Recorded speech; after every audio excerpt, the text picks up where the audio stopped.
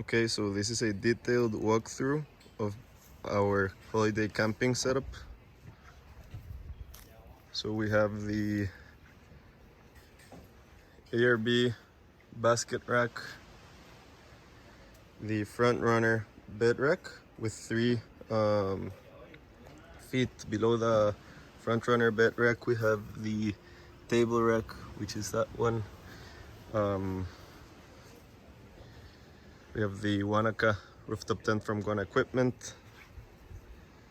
So this is a pretty interesting setup because it's not roof height, it's actually bed height or mid height of on the bed. So that is normally an issue, let's say, with the height of the annex, because the annex is actually I think it's 2 meters high, a little bit less than 2 meters. So it's normally the height of the annex is actually thought to be so that the tent is on top of the roof of the car. Now that it's only about, I would say, like 4.5 feet high from the ground, the annex is not in its ideal setup, but it still works. So this is something that I wanted to show you guys. So then we have the Wanaka Roof Top Tent opening towards the back, which is again pretty unique of this setup. So you see the annex is actually still works pretty well. I can stand up high on the inside. I'll show you in a bit. But then on this side we have over here the Monteverde fridge freezer from Guana equipment. We have it at 3 degrees Celsius, full of stuff. Some boxes with gear and bedding and all the things. A big gearbox over there, a basket with some beers, and an extension with all our electric setup. Over here we have the Front Runner table, which is really a very good accessory to have, and a almendro awning set up so that I can have my working setup over here.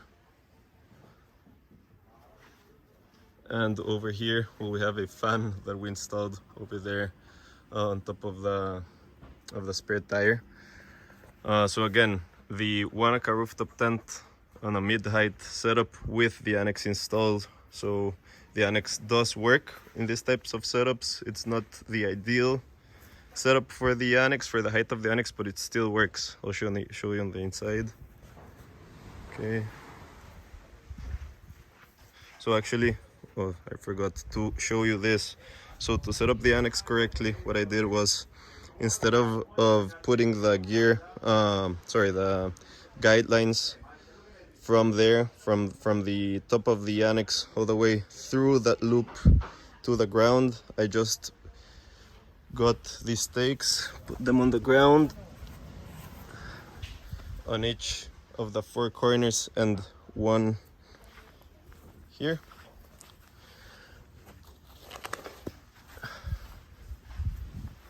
And I installed the line to this loop here with a stake on the ground. So this helps to keep the annex big and wide on the inside. So going inside,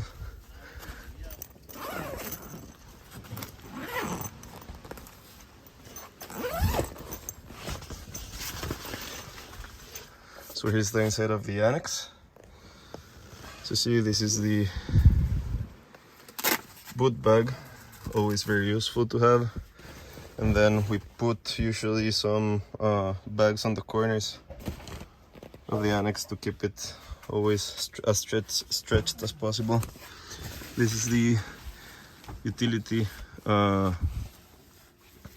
net of the annex of the Wanaka, which is very useful. As you see, it has mosquito netting on all 4 windows, which is again always very useful. And on the inside show you.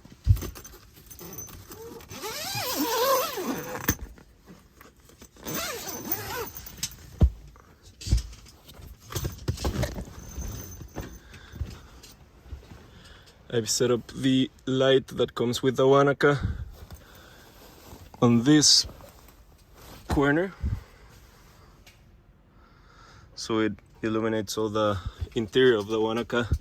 Normally I would put it on the top frame, but in this case I put it on that side because I didn't have enough line or extension cord to get it all the way to the battery of the car, where I connect it. We have the both skylights closed right now because of the sun, and then our fan that we installed over there. But again, this is the setup that we currently have on the Wanaka on a 70 series Land Cruiser. I'll show you once again. How do we walk around?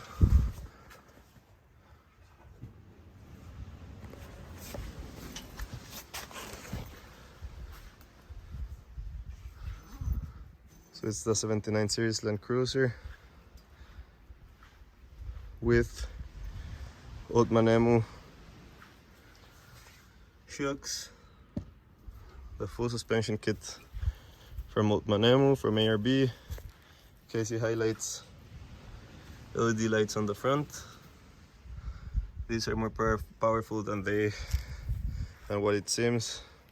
The full ARB bull bar on the front.